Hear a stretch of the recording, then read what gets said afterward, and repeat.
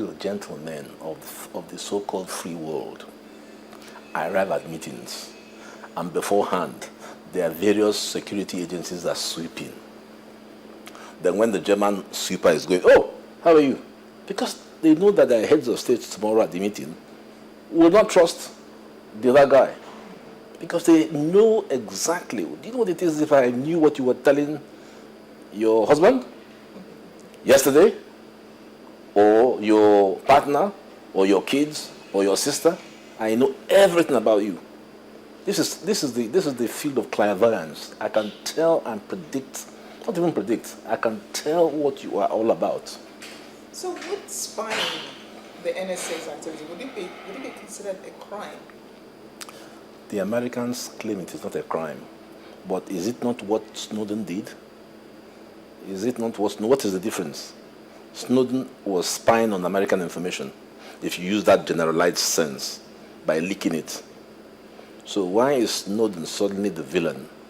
Why is, what's his name? Wikileaks, Julian Assange, said to be, to have committed a crime against national security of America, when the Americans are doing the very thing that he's done? That's the hypocrisy.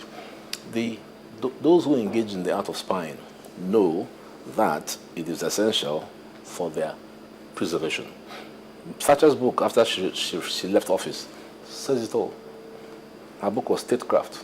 The only way you can stay on top is to be on top of your game.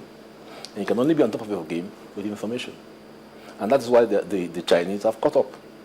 If you ask me, let's all play the game. So I would rather say, rather than cry over spilled milk, I want to know what is the capability of Nigerians to spy on anybody. We can't even spy on Boko Haram. Because to be able to spy, you have to have footprints.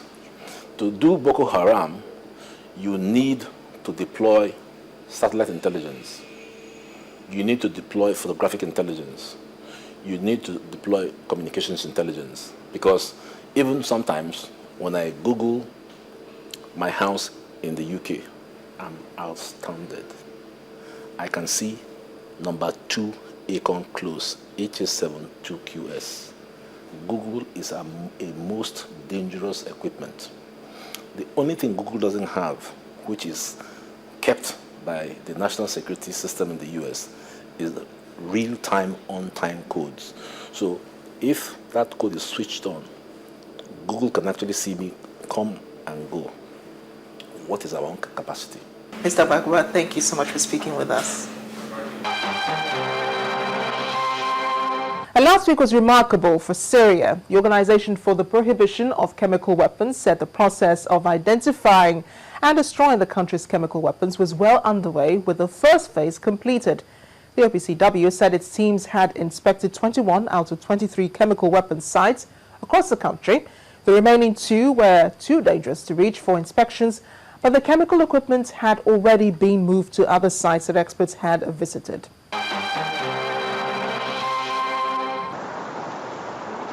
It's looking more and more promising for Syria's relationship with not just the Middle Eastern neighbors, but would-be allies in the West.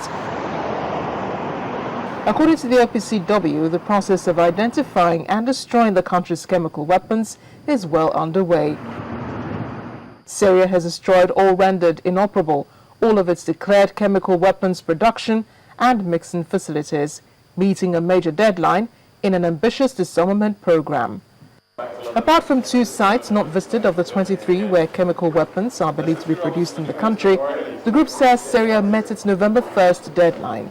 The new target is November 15, by when the OPCW and Syria must agree to a detailed plan of destruction, including how and where to destroy more than 1,000 metric tons of toxic agents and munitions. However, Turkey and Iran said on Friday they had common concerns about the increasingly sectarian nature of the country's civil war, signaling a thaw in the sharp differences that exist over the conflict. Iran has been a firm ally of President Bashar al-Assad since the start of the crisis, while Turkey has been one of his fiercest critics, supporting the opposition and giving refuge to rebel fighters. By the election in June of President Hassan Rouhani, a relative moderate who says he wants to thaw Iran's ties with the West, and shared concern over the rise of Al-Qaeda in Syria have spurred hopes of a rapprochement. Iranian Foreign Minister Mohammad Javad Zarif, who held talks with President Abdul Gul in Istanbul and Prime Minister Tayyip Erdogan in Ankara, echoed the comments, saying the sectarian unrest posed an even greater risk than chemical weapons. While deep divisions remain between Ankara and Tehran over the conflict in Syria, particularly over the role of Assad in any transitional government, diplomats and government officials say both sides want to mend the relationship, which could be key to wider diplomatic efforts towards a solution. However, on Friday, Syrian armed forces said they'd captured a strategic northern town at the eastern gates of Aleppo, the former commercial hub, long on the scene of fierce fighting between government and rebel fighters. The capture of Safira is significant in that it marks a rare victory for Assad's forces near the mostly rebel-held north. Opposition groups confirmed the army's seizure of the city. The conflict in Syria, now more than 2.5 years old, has long been in stalemate, but Assad's forces have been making slow advances in the center of the country and near the capital since they captured a strategic border town near Lebanon with the help of the Lebanese Shiite militant group Hezbollah. The British-based Syrian Observatory for Human Rights said the government had seized the town on Friday morning after more than 3 weeks of fighting. And that's it on Diplomatic Channel this week. Thanks for watching. Don't forget the conversation continues via any of the addresses showing on your screen. I am Amarachi Ubani. I'll see you next time.